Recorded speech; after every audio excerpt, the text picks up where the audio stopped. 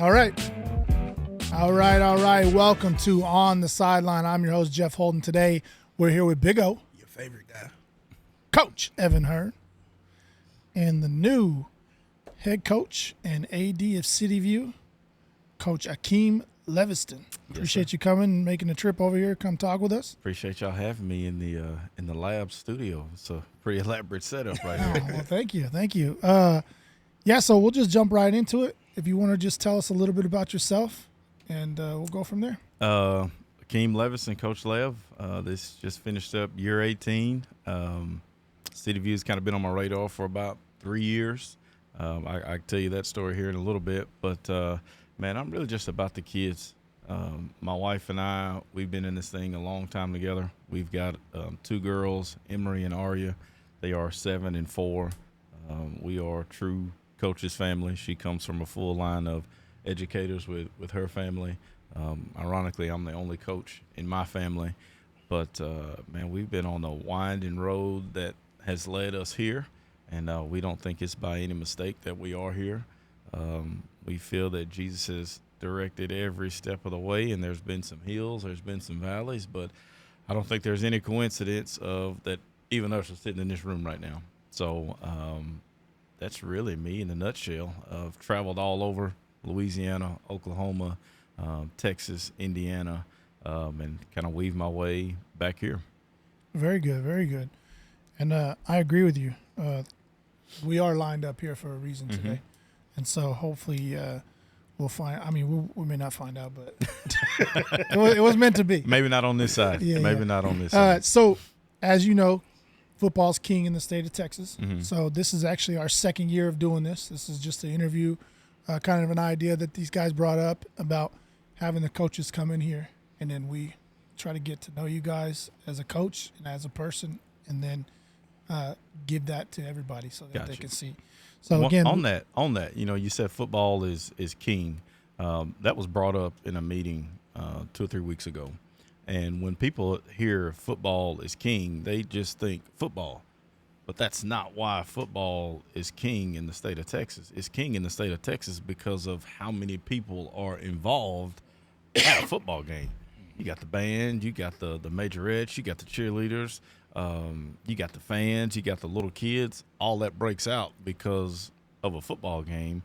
And so when people say, well, why is football so important in Texas? Because of all of those people who are involved. You just don't get that in other states, because I've been to other states in high school football, and you don't get that in other sports just from the sheer number. So when people say football is king, that's why. It's really got nothing to do with just because people in Texas pay more attention to football itself.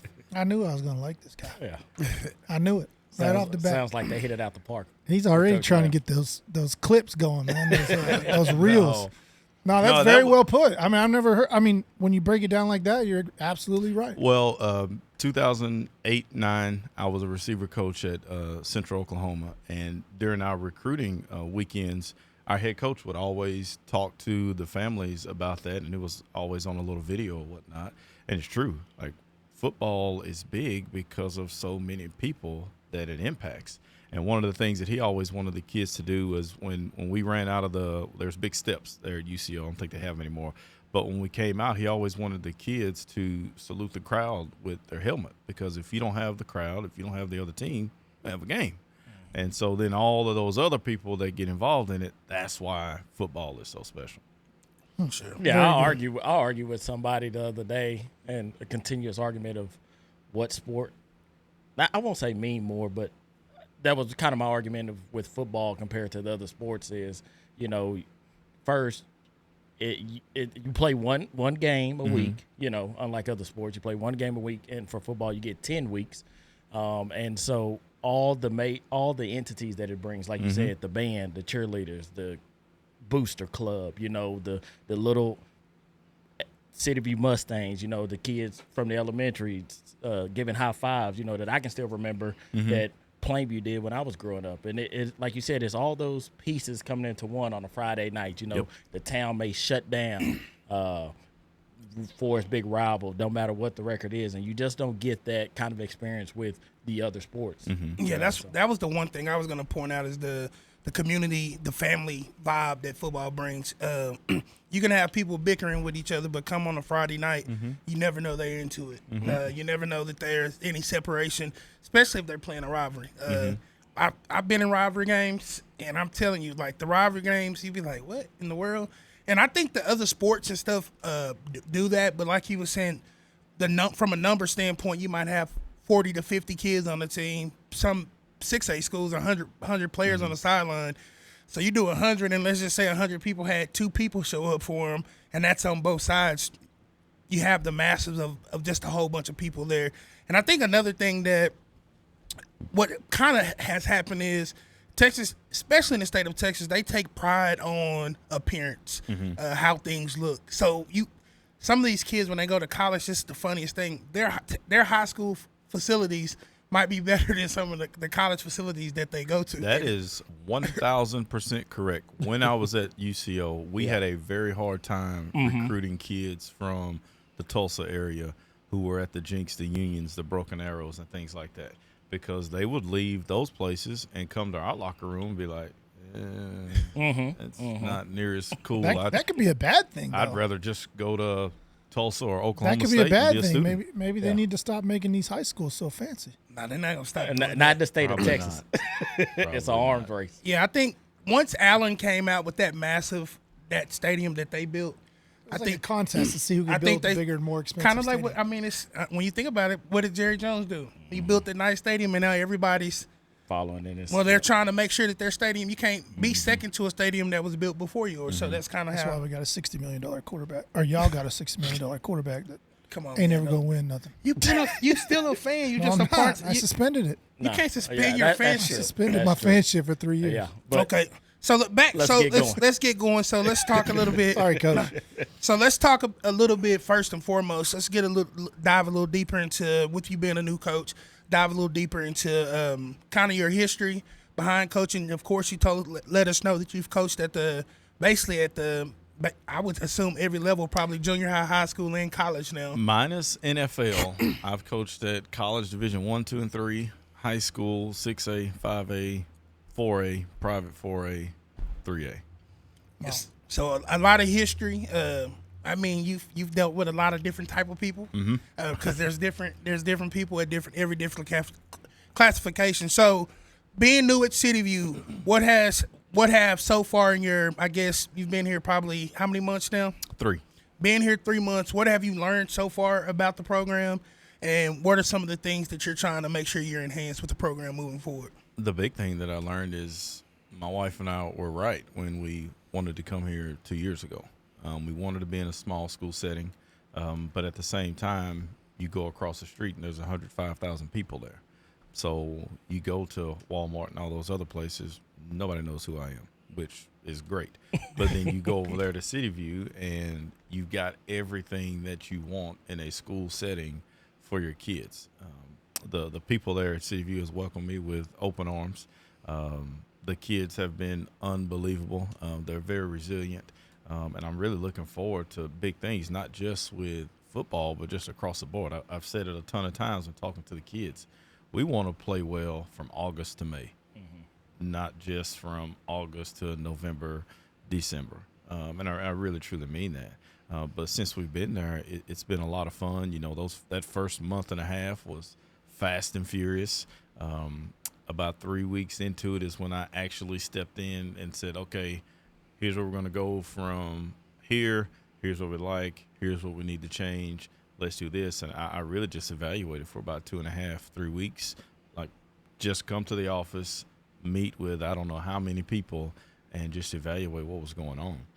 But I really like what I see from our kids, not just football kids, just across the board. You know, we've had about 85 to 87 kids on average, high school from our summer workouts. We've had anywhere from 40 to 42 of the junior high kids in their 2 weeks. So when we get them back July 7th, you're really only looking for that number to grow and to be more steady. Yeah, very good. I mean, that's one of our questions usually about your summer program. How important do you think it is for kids to show up and be a part and all that of the summer program? Unbelievably crucial. very, very, very rarely, if ever, over my 18 years, have I seen it work where a kid says, I'm going to go work out at blah, blah, blah, blah, blah by myself, and they actually improve once they get back to August. It just doesn't work that way. Now, you have some elite athletes who are able to do that, but one of the things that during our first week, it was one of our female athletes. We had a big sled day that day, and they were pushing some stuff. Coach T had them pushing some stuff and pulling some stuff. And when she was walking inside, she didn't know I heard her, but she said, I had no idea that I could pull 245s on a sled. Well, if you were by yourself, you probably wouldn't have pulled that on the sled. Never would have even tried it. Yeah, because you got no drive. But now you get in there and you're with your teammates, you're with your friends, and now you're doing that over and over and over. You're not only building your body, you're building your mind. And I think that's when I look at this wall right here of all these different teams, the one who are really good, it's not that they are superior in talent from year to year, which sometimes they are, but the biggest is the mindset that they have. And a lot of that mindset starts in the summer. So I think it's unbelievably crucial that kids are there with their teammates in the summer going through the same stuff that hurts and is sore and is boring. They go through all of that negative stuff. When I say negative, I don't mean like the program is negative. Just the way it feels to your body is negative in that time that they go through it together. So when it does become crunch time in the fourth quarter in basketball, or it's the seventh inning in baseball, you're looking at 4th and 2, you look across the line, you're like, that dude worked out with me as hard as he could from June to July. I've seen her make all these free throws at sport-specific skills after weights every day. She about to knock these down. So I think it's crucial. For sure. So, of course, one of the biggest things I think that's been floating around about City View as of late, the helmets. That's been something everybody's been talking about. It's been a talk. So we'll give you opportunity to give a little insight on how you came up with the idea and where kind of the meaning behind the helmets that the City View will be wearing this year. So we've got 3. One's back there. That's my favorite, the blue one back here. And with that, we really wanted to tell a story with the helmets and not just have a helmet. So on the blue one, just per se, we've got our Mustang, traditional Mustang. Kind of went away from the Mustang Texas on the helmet. We'll still have that as a logo, absolutely. But we just went with the regular Mustang there. But for our pride stickers that the kids can earn through whatever, we got a criteria for offense, defense, and special teams that the kids can earn. We've got P-51 Mustang jets. And so how that came about was when I was back at Ferris, I was in a room testing, and the room that I was in was a history teacher. And this is before I had even had the final interview at City View. So I didn't even know I was getting the job yet. But I was thinking, all right, how can I tie something that's in the community together with the high school? So I'm looking around this guy's room, and he's got all of this history on the wall. And I go past it, and it's World War II. And they've got this P-51 Mustang jet. And I was like, there's an Air Force base in Wichita Falls. I'm like, I think this would be pretty cool. So I get up to it, and I start reading it, and it's talking about the Tuskegee Airmen and how they escorted these bomber jets in there, and then with the Red Tails. And I was like, boom, perfect. There it is right there. So that's where the little P-51 Mustang jet planes come from, tying the community in with the Air Force Base. On our white helmets, the Mustang is the same. The P-51 jets are the same. But on the stripe down the middle, we have heart. And what that heart means is hustle, enthusiasm, accountability, respect, and toughness. But what you'll notice in there is the H and the A are shaded a different color.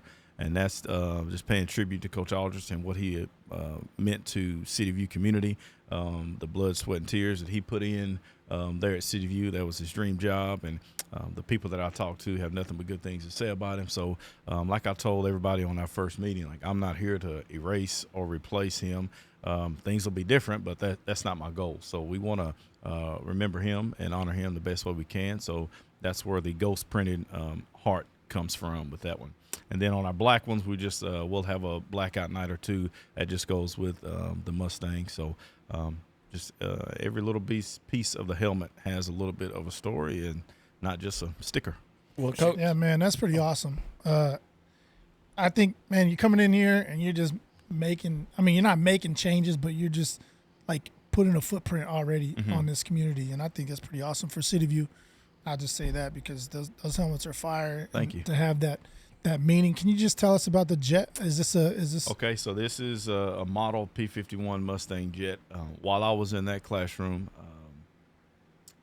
I went to him, I guess it may have been a week or two later, and I said, Coach, you don't understand this, but you gave me an unbelievably great idea while I was looking in your classroom, because he had all these model planes around. He had one that weighed about 100 pounds. And I'm going through there, and I'm wanting to flip the propellers, but I never do. And I said, man, Coach Waterman, I didn't touch any of your planes, but you gave me a great idea when I was looking at your poster. And so I tell him about getting a job here at City View and the Air Force Base in town. And he goes, Coach, I'll do you one better. And so he goes underneath a cabinet. He pulls this bad boy out, and he said, Coach, you can throw this away. You can put it on your desk, whatever. He goes, but I got you a P-51 Mustang jet that's already blue. It's yours. You can have it. I said, brother, awesome. You better believe that this will be on my desk when I get the job. And so one of the first, before I even reorganized my office, I took a picture of this, sent it to him. And my daughter, who is big into Legos, my oldest, Emery, she found a P-51 Mustang jet logo set. And so while I was driving back and forth from here back down to Ferris, she put one together, and she was like, Daddy, put this on your desk. So on my desk now, you see this P-51 Mustang and the Lego set that my daughter put together. For sure. So let's talk a little bit about last season. You wasn't the coach last season, but I'm pretty sure you've done your due diligence and things like this. What are some of the things that the Mustangs lost from last year? And some of the key pieces that they have returning for this upcoming football season that you're looking forward to being able to work with? So you're returning 6 kids on offense, 7 on defense. Anytime you can return that much, you feel pretty good about where you are. That doesn't guarantee anything. That just gives you a good place at the starting line. When you lose a receiver, like we did, they actually played both ways. When you lose a kid like that, it's going to be tough to replace him, but you have no choice but to replace him. And I feel a kid like Colton Barnett is going to have the opportunity to step into that role. Not saying he's going to be him, not saying he's going to replace him, but I feel like he has a really good opportunity to step into that role because his summer has been unbelievable. When you return a quarterback who has played on Friday nights for 3 years, you always have a really good chance. Defensively, coming back with 7 starters is always good. And then you got a kid like Jaden that's stepping in there, and everybody knows what this kid brings to the table from a work ethic standpoint. Motor 1,000 miles per hour. When you can be good. I don't like his dad, but yeah, I like Jaden. I've heard that, but that's neither here nor there. Yeah, if you need any help with him, we got you, Coach. When you can be good on the offense and defensive lines, which we have 3 on offense, we have 2 on defense, when you can be good there, especially at our level, you've got a good chance. So I feel really good about what we have coming back. Obviously, there's a couple pieces that we'll have to get filled in there, but that's what your summer's for. So when we come back on July 7th, that's when we'll start our football, and for us, that's really when the 25 season begins, for lack of better words. But I feel good about where we are. There's a lot worse places to start than where we will start in July. Well, Coach, you talked about it, and Heath Aldrich, he had a lasting impact on the community of City View, not only being a student graduate there, but then, like you said, finding his way back home for his dream job. So, I know you're honoring him in that way. What other kind of things are you going to do throughout the season? So we'll have the big heart on our pregame. Our pregame shirts. We'll wear that for a little bit. As far as game themes and things like that, I will say the best way to honor him is our kids playing tough, disciplined football and winning games. I believe that's really the best way to do it. I'm about out of ideas of wild and crazy things to do, but one thing that we have been really paying attention to is being disciplined and detailed in what we're doing, and I think that goes a long way. There for a while, we had pictures of a few teams that beat us in different sports in the playoffs, and we would talk about why did these teams beat us if the talent was shifted in our favor. Well, it's discipline and details. So those are the things that we're really harping on. So, and I think that's the best way to honor Coach Aldrich and his family with how our kids play on the field. So I guess one thing I would ask is, this has been unique for us this year. I think, well, I hate to say unique, but it has been unique because we've had so many new coaches. There's been a lot of coaches change in our area this year. So I think one question we want to ask is, how I think because Coach Jay said this from Henrietta, his first year coaching at Henrietta this year. Good man, by the way. He was able to say that he had to get used to the opponents down here because he had kind of got used to the opponents down in the area that he was from. So I guess the question for you is how do you prepare yourself to face the different opponents of this area that you might not be so familiar with, and how do you guys go about preparing for that? It's a little different for me because I spent 3 years at Whitesboro. Okay. So with all the people that we're playing, I may not have sat and watched years of them playing football, but I know who these people are. Football is football. You can only run a certain amount of plays on defense, a certain amount of plays on offense. So as far as getting used to the teams, I don't think that's the big adjustment for me, just because I was at Whitesboro for 3 years and we were 3A. And so familiar. Yeah, we played a lot of teams out on this 287 corridor, or at least passing it. So I'm kind of familiar from that way. And I've been around 3A football before as coach. He was 5 or 6A coach forever. Yeah. So there is a difference between the level of play, but for me, that's not an issue per se for me with the background that I've had. For sure. So let's dive right into your schedule then, Coach. What's your non-district schedule look like? So we open up with Bridgeport, game 2 against Windthorst, play a speedy team in Vernon, Iowa Park across the street. That's going to be a big game just from where they are. They got a new coach in who has a long history of success, so no question they're going to be better than what they were last year. And then you run into a historic team like Childress, which is always going to be close. Kind of funny story, back in 2021 and 22, we played at Childress when I was at Whitesboro in the playoffs, second round. We played Bushland and Dalhart out there. So we getting a lot. Now, at that time, I'd never heard of Childress. That's a little far. So I'd never heard of Childress before. So I go out there, and we're in the locker room of their field house, and they've got all of these pictures of people who are all state, all district. And I'm like, whoever this program is, like, they've been pretty good for a long time. I mean, they got pictures everywhere. I'm going to put this somewhere else so I can see it.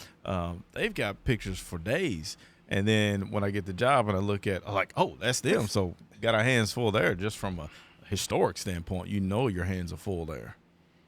Yeah, so that's where you end district, Childress? Yes. And then you jump right into district play. Where's y'all's bye at? Everybody's bye is right after the okay, that's game. Right, in that district. Okay, I forgot about that. So in this district, which we all consider probably the top district in this area, the most competitive district, just briefly go through your district schedule and then let us know where you think, I mean, obviously you want to rank at the top, but where do you think you stack up? We're going to go out there and play every Friday night. Really, really hard. We're going to go play every Friday night really, really hard. But, you're playing Jacksboro, you're playing Holiday, who you know what they're going to bring every day. Valley View, I believe they've got a new coach. Millsap, their coach, is notorious for being disciplined and tough and having his kids ready to play every single night. I feel like I'm missing one. Henrietta, Jay, good man, has a lot of success during his time. Every night, everybody can beat everybody, and that's really what you want. You don't want to have it where you got a district full of layups, because the playoffs is not going to be full of layups. So as you mentioned before, if you can make it through our district and you come out the champion, you feel real good about your next 6 weeks in the playoffs. And that's our goal. That's our goal. We want to be the district champion. Excuse me, but you can't be the district champion until you take care of the stuff that happens in August. A lot of people say non-district doesn't matter. Yeah, it does. because a lot of that is where you build your confidence as a team. And when you're dealing with 15, 16, 17-year-olds, if you can get some confidence really, really rolling, you can do some crazy things. Conversely, if your kids are not confident and you roll in there and you're 1-4 or 2-3, you may have an uphill battle on your hands. So I think it all starts with last weekend in August before we can ever talk about what happens with district. I don't mean to give y'all coach speak, but it's really that's how what I we feel. expected. That's what we expected. So, Coach, I have a question.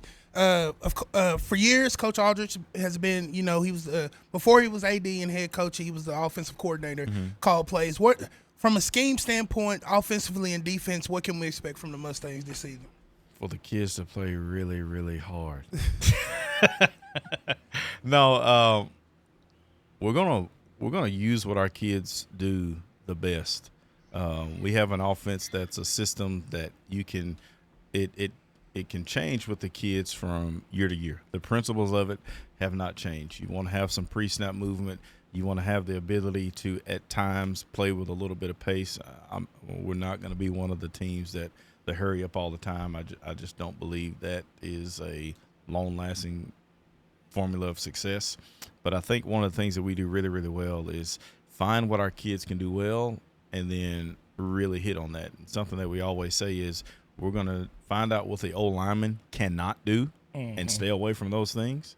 And we're going to find out what the quarterback can do and be heavy on those. And your skill kids, those are going to interchange all the time. That's the easy part.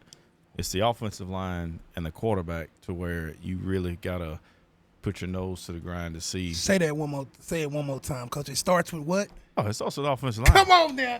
See y'all? Oh, He's back. That's what I be telling these coaches that have any kind of sense. They talk about the O-line first. We are the foundation. So with that said, Jaden Bradford is now offensive tackle. Nah, man. O-line first, baby. Yeah, O-line first. There's they always talk about the college air raid teams and how they've never won a national championship, which that's not 100% true, but there's a reason why they say that. I mean, Colt Brennan and those Hawaii teams back in 2006, 7, 8, 9, even before him, Timmy Chang, they were awesome until they played Georgia in the Sugar Bowl. It's not near as awesome anymore. Now, part of that was Georgia was just more talented than they were, but part of that is they just couldn't match up on the offense and defensive line. And if you can't match up on the offense and defensive line, you can get away with having better skilled kids for a game or two, but you're not going to have long-lasting success if you are deficient in that area. And that's still true to this day. That's why the SEC is what it is, because of the offense and defensive linemen in that league. Which it always will be. I don't care. We can look up at football 50 years from now. It's going to be the same. Big people beat little people. Yeah, so, and you mentioned your offensive line, but you also mentioned your quarterback, as we all know. Is Malachi, right? Yes. Malachi, he'll be coming back. You mentioned how important that is going into having him back for, a fourth year playing on Fridays. We know how successful he is, how well he did last year. Is there any change with him as far as running or passing? I mean, is there – because he ran a lot last year. Get on the ground. Okay, Get so it's on the ground. Somebody got to teach him how to slide. Okay, yes. Get And on that was the one ground. thing. I mean, There's going to be he's a time. big, strong kid. Yes. So no doubt. He came up to me the other day. He said, "Coach, remember we talked about my squat goal was this?" He goes, "I just beat it. I'm right here." I'm like, "Exactly." But we want you to play the whole 16 year. games, like not 11, not 12, not 13. And my biggest deal is you don't have to prove to anybody how tough you are. It's hard enough getting back there playing quarterback, and you got 11 people trying to knock your head off. You don't need to run somebody over on 3rd and 16 and you got 8 yards. If it's a first down that we're trying to get, if it's a touchdown we're trying to get, okay, yeah, let's go get it. But we've got to learn to get on the ground because he is a true dual threat quarterback and a very dangerous one. But my big thing with him is like, hey, man, when we go through these scrimmages and stuff like that, I don't want to see you running. I know you can do that. But when it's time to let loose and go get what we can get, and let's get on the ground, get out of bounds until we have to go get it. And that's going to come naturally. I mean, he's going to go get it. So you mentioned, Coach Lev, that this job has been on your heart maybe for 2 years prior. Just talk about why and what the community of City View means for you and your family. Okay, so I'll take it back to where it all started. We were coaching the offense in the Oil Bowl in the summer of 2022, and there was I think we had 2 kids, maybe 1 or 2 kids on our team, and it was a big rocked up kid playing running back and linebacker. And so I said, "Hey man, Jordan." I said, "Where are you from, man?" He was like, "The View." I'm like, "What is that?" He goes, "City View." Okay, what is that? He said, "Oh, it's just right over there." I was like, "All right, man. Yeah, okay." Well, we had a break, and so I just went driving around Wichita Falls and saw that place out there, and I was like, huh. Well, my wife is from Lawton, 57 minutes doorstep to doorstep to my mother-in-law's house. So at that point, that's when it kind of got on my radar, like small school, you got a big city where, I say big city, you got a lot of people where you can kind of blend in. Got this good-looking joker here. My wife is close to her family, so you have help with your kiddos. And so I kind of just put it in my back pocket at that point. And then the following year, sometime in June, the job opens up again, and I told my head coach at Whitesboro, he's like my brother. He is my brother. We've been knowing each other for 23 years. He said, "Man, I know it's late, but you got to try. There is no perfect time to leave to go get a job." He's like, "You got to try to go get it." So applied for it, came and interviewed, left on the first interview. As I'm driving home, they invited me to come back for a second one. Came back for the second one. Coach Aldrich ends up getting the job. When it came back open, I told my wife, I was like, "What do you think?" She go, "Yeah." So I was like, we dove head first into getting it because we still thought it's a good place. Everything that we liked about it before was still there. So we said, let's go again, and here we are. That's pretty awesome. So let's talk a little bit more about, obviously, this show. We're here for the community, but we're here for the kids as well. You've got to be excited about a couple pieces this year, offensively and defensively, if you want to go in and just mention some names. And then maybe if you have any kids that might be coming up that might see a little playing time, I'm not sure.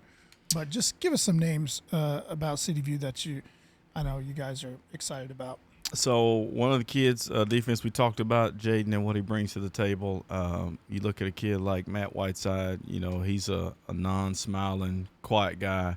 But when I watched him play, he jumped off the screen at me. And I was like, who is this number 6 kid? Like, he can go play. And so when I finally met him and I put a face with a body that I'm seeing on video, I'm like, I see why. He reminds me of a few kids that I've coached before. So we're really looking for him to continue to grow at linebacker, maybe do some spot play on the offensive side of the ball at running back.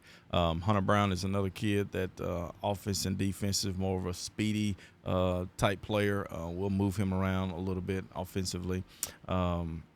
Scooter, I think he'll be one of the kids who will hold down the fort from the offensive line standpoint. He's done a really good job with the summer attendance. We look at, obviously we talked about Colton a little bit earlier. Caden Smith is, I think, a kid who will do some things out wide and attached to the line of scrimmage. During school, we couldn't get rid of him out of the weight room. The kid was always around the weight room. And so he's put in the work. Again, that doesn't guarantee you anything, but he's definitely put the work in to give himself a chance to be successful out there. So we're really looking forward to that.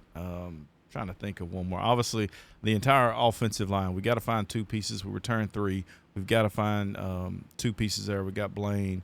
We've got Aiden. We've got Scooter. Got to find 2 more in there to really solidify that. But I'm really just looking forward to us playing as a team, like truly celebrating each other, playing as a team, and like it's a real thing to be able to overwhelm your opponent with enthusiasm. Like, that is a real thing to be able to do that, and that's what we want our kids to be able to do. Play wild, play crazy, just overwhelm your opponent with energy and enthusiasm. Yeah, I think that goes a testament to how locked in you are. That was kind of a test for me to tell you, hey, name a bunch of players, and you go name a bunch of guys, but just from a little bit of time to be able to be with them. So I think City View's got no choice but to be excited for you and what you bring to the table. So it's we bring to the table. So that's the next part, Coach. So for me, the next part is coming in to an environment, new AD, new head coach, to be able to roll over and maintain as many coaches that you were able to maintain on the coaching staff. So how's that been going, and have you brought any new pieces to the coaching staff to go along with the plunder of coaches that you still have? So, excuse me. During the interview process, I told everybody I'm not trying to run anybody off. If you want to stay, you want to do right by kids, buy into what we're doing, you're more than welcome to stay. So with that, we're bringing in one new coach on the football side, Channing Hickman. He'll be our offensive coordinator. He coached O-line for us at Whitesboro, and he coached receivers for us. And then he went to Sulphur this past year in Oklahoma, played in the state championship game, came up, I believe they lost by 1, had the highest scoring offense in all of Oklahoma last year. Been in our offense, knows it in and out. So brought him over. He's the coach Brian Collier. We just hired him about a week ago. His son's going to be speaking of a name to mention out, quick bragging story on him.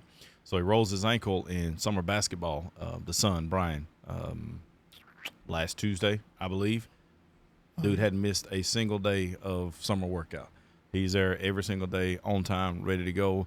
Does his little mobility stuff in the training room, and then when upper body comes around, he's there. And then when we go outside and it's time to run, he doesn't run, but he does his sit-ups and push-ups with us there. So quick brag on Brian. He'll play some linebacker, safety, running back. He actually came to my office before school was out. He said, "Coach, I want to be that back." I said, "Well, it's going to be about 3 of y'all back there." He goes, I know that, but I want to be the one in crunch time to be that back. So look for Brian to do some good things. But Coach Hickman, Coach Collier, they're coming in on the football side. I tried to hire Coach Hickman last year, but he had a really good opportunity there in Sulphur, and it worked out really good for him. But having that guy that there's going to be times that I get pulled away with some other duty from an athletic director standpoint. We're not going to miss a beat because he's coached O-line for us. He's coached receiver for us. He coached quarterback for us last year at Sulphur, and he ran the whole thing. So we're not going to miss a beat with him as the offensive coordinator if I'm not there. So is he calling plays or you calling plays? We're going to do both. I'll start off. I'm going to be heavy involved in it, and I'd like to get to a point where we just let him roll because he's going to end up doing a better job at it than I can. So, Coach, we've been enjoying you on the show so far. I have a special segment. It's called the Big O Special, brought to you by Big O. This guy here hates him. You got a segment brought to you by you? Yeah, because he be hating on me, so I have to sponsor my own. I feel like that's a conflict of interest there, but yeah. So that's neither here nor there. So the way I have yours set up is because we want to get to know a little bit about you. So I normally do it in 3 throws, but I just got several parts that I'm going to throw out at you. If you were going on a date night with your wife, what's go-to food for you guys? What's your food of choice? We always say quick, cheap, and close. That's our Quick, cheap, and close. I'm going to have to use that That's our go-to, quick, cheap, and close. So whatever that entails. Lately, it's been so we got 2 girls, so there's not a whole lot of just date nights happening. Yeah. But when we've got our girls always want some kind of beans and rice. So one of the things before we moved out of the Metroplex, that was our deal, is we would go to Taco Cabana. That was a big one that the girls really, really liked. Oh, yeah. I was going to say we don't have one, but I guess we do. You're not. I looked. No. They're not. We looked the other day. No, we got a Taco Bueno, not a Taco Cabana. Oh, okay, Yeah. No. If you get a Taco Cabana, you would know. You probably never had Taco Villa either. Yeah, so another question for you is, knowing that you've been around the Whitesboro and things like that, you're familiar with Allsup's? Yes. Okay, so what kind of burrito guy are you? I'm not eating any of them. What? But when we played Bushland in 2021, we're playing out there in Childress, which felt like it was a 9-hour drive. It was 3.5, but it's, I don't know, 10, 11 o'clock at night, and we're trying to get back to Whitesboro. Head coach pulls the bus over, goes into Allsup's, gets a drink and a burrito, and hit the road. I'm not a big – I like gas station foods, but that's not one of my – See, Coach, I'm from right the Real View. That's Plainview. don't know about City View. That Plainview is the real view. But anyway, It's way out there. Yeah, I'm about 3 Distant hours away. view, not plain view. But gotta go with your Austin's burrito. So what's your if here locally if you're gonna have you tried any of the mom and pop spots or burger places here? I went to one today, Ronnie's Burger. Oh yeah. Today. You fed well. The best, Yeah. that's You did one of right. the best burgers in the whole It town. was really good. Just a lot of people in a very small area. Yes, for sure. So shout out to Ronnie's Burger. Yeah. Sponsor Big O. Yeah, I need a sponsor. Pretty good food. Yeah. So the last part of my question is, do you have any regiments that you guys like that in your previous schools that you've been at that you guys like to kind of do with the kids before games, from a feeding regiment or foods that you like to get into the kids' system before games? There's a science behind it, and it's changed but not changed over the years. I'll take it back to when I was playing in college. We had to eat pancakes and spaghetti every pregame meal at home, and I don't know that I ever ate it. I was like, this is terrible. Like, it tastes awful. When I was a GA, it was chicken breast, but the kids, all they could season it with was salt and pepper. The strength coach would not let the hotel staff. They literally cooked a chicken breast, sat it on the table, and the kids had salt and pepper that they could put on it. Good luck. Hardly all you anybody need. ever ate it. It's a little different in high school because your budget's not the same. It's what can we get them that we feel like is going to fuel them a little bit, and it's really not the pregame is not it. It's the Wednesday, Thursday meal that's the big one that a lot of times you don't really have control over what they're getting in. But to me, that's what I think is more important, is that Wednesday, Thursday meal. We do a Gatorade circuit on Wednesdays. Wednesday after practice, they've got a certain amount of Gatorade cups that they got to drink. Thursday, they've got a certain amount that they have to drink after practice. And then we do kind of a mini version of that on Friday just during our dead time. But as far as a set meal, no, we don't have anything like that. I'm gonna steal this from Jeffrey. This is one of his questions. So what? You've been a head coach before? Okay. I read about you. Maybe or obviously I confused You it. did not got read it wrong. about me. I did use OC though. I was for a long time. Okay. Yeah.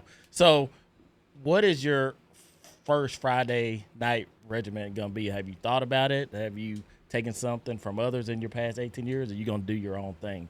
Stick to the schedule. Mm-hmm. I think that's the big deal. We'll have an itinerary and we'll stick to the schedule because that prevents you from rushing around and trying to come up with something and reinvent the wheel. So we're going to make our itinerary and we're going to stick to that and get out there and play ball the best we possibly can and keep our kids from cramping up.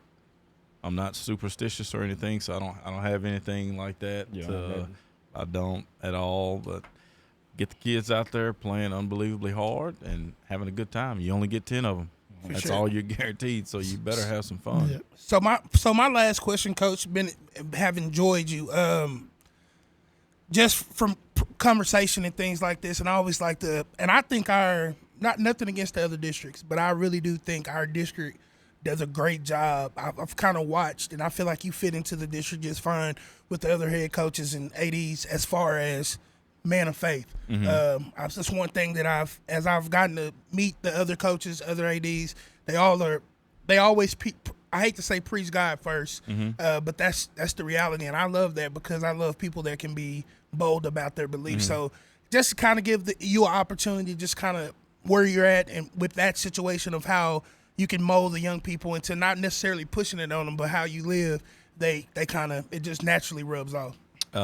So I am a man of faith. I am a Christian. Have been since, I lost count of it. Kind of give you a quick testimony if y'all don't mind. Was a Christian for a long time, get to college, and, man, I was all about ball. Always all about ball. Win, lose, or draw, like that's what it was. If we won, I was really, really good. If we lost, hated life. And so we got to I believe it was my 5th year playing. I started for a year already. We'd got a new coach in there, and we're at spring ball, and we having a quarterback battle.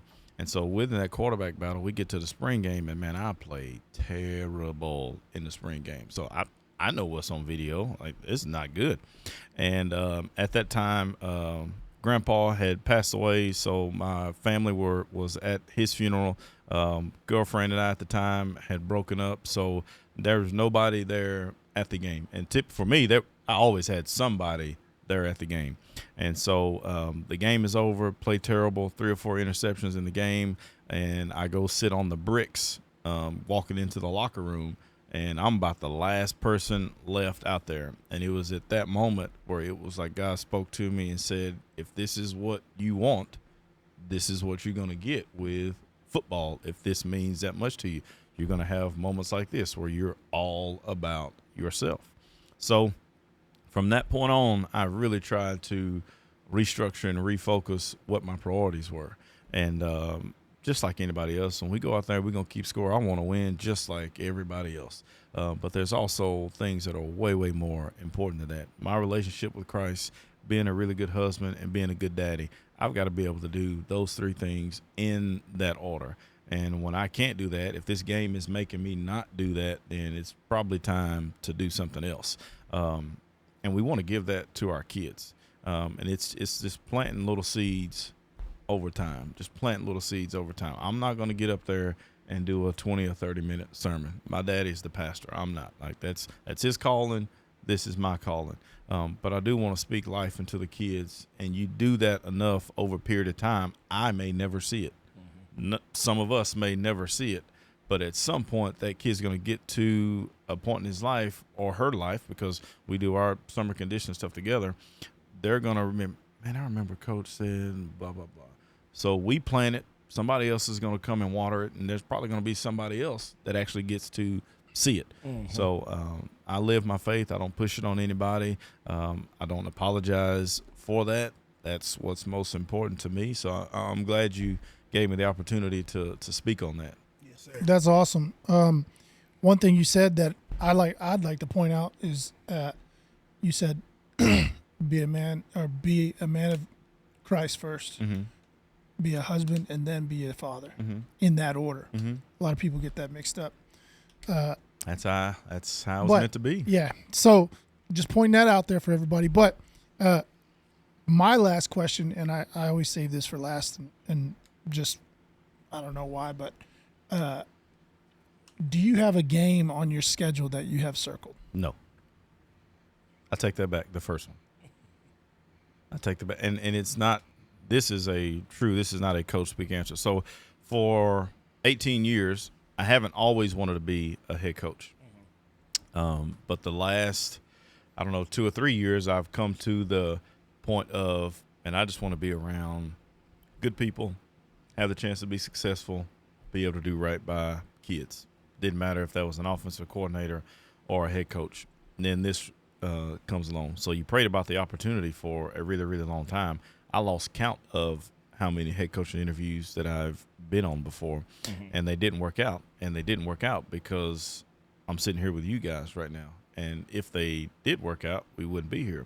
But the reason why the first game is going to be cool is because my parents will get to be there. My parents have watched me play ball forever. They've traveled all over the state and the country to watch me play ball. They've when we played out here to Wichita Falls a couple years ago, we played Vernon in the playoffs. Was supposed to storm, get real bad. I told my parents, hey, just watch it online. I feel pretty good about this game. I just watch it online. Y'all don't need to drive 4 hours out here. Well, pregame, I text my mom. I said, hey, did y'all get the link for the game? She texted me back, no, we didn't need it. We're at the 50-yard line. So I look over there, and sure enough, they're at the 50-yard line. So you ain't going to miss it. And it's on Thursday night, so they took off work and all of that good stuff. But, you got your parents have the opportunity to be there. My brother and sister, they're going to be there. Obviously, my wife and my kids will be there. I'm sure my mother-in-law and her sister will be there. But those are all people who have watched me get ready for interviews, feel like you got a really good chance, and then not get it.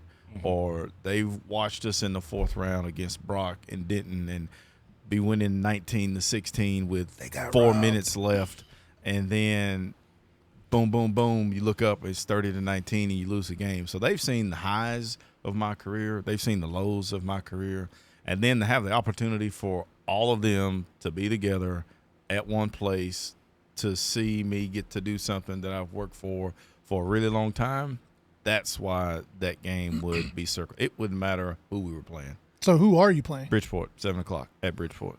Oh, At he got Bridgeport. it down. I don't know what. Y'all see I don't it. know what's in Bridgeport to eat, but you go ahead and get that dub. It'll be something quick, cheap, and what you say. Close. Close. Yeah, so you guys heard it here. It's circled. Coach Lev wants everybody to be there. Make it a special game. We appreciate you coming out. Thank you, guys. I think this was a great interview. Yeah. I think it's a great opportunity for a lot of people that may have not heard your interviews, moving into this position.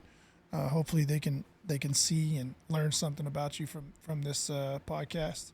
But I appreciate you coming out. No, I thank you guys, man. Do you have anything else for us? I don't, man. If you guys need me back, if I'm not too busy, which I probably will be, let me know. But I'll actually watch you guys back when I was doing my little research. I checked you guys out a little bit to see what it was. I didn't know the set was as elaborate as it is. But you guys got a nice setup. I appreciate what y'all are doing for the game. It's good. It's good. Awesome. We appreciate the kind words, and we wish you the best of luck this year. Thank you very much. I know it's going to be exciting for you. First year as a head coach, I hope you do good, and we'll be at some games. I know this guy will be at all of them. He should. Yeah, but we'll be at a couple. Hopefully, City View works its way into a game of the week, and we can come out and do something or just be there. But wish you the best of luck, and Thank you very much. have a good year, Coach. Thank you very much. Yep. Take care. Mm-hmm.